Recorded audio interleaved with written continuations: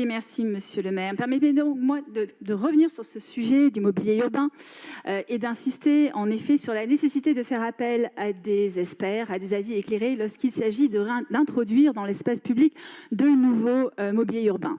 Je ne remets pas du tout en cause le travail qui est fait actuellement sur le manifeste de l'esthétisme et notamment le catalogue qui servira de base pour le mobilier urbain.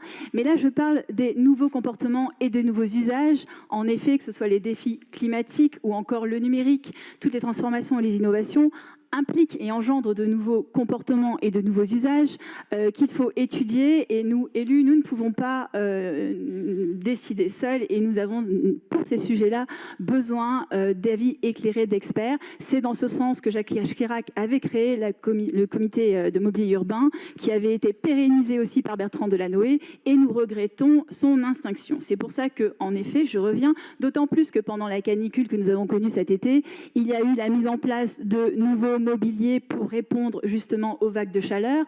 Certains, c'était assez disparate, hein. Certains tenaient la route et d'autres étaient assez... faisaient pitié, je vous l'avoue.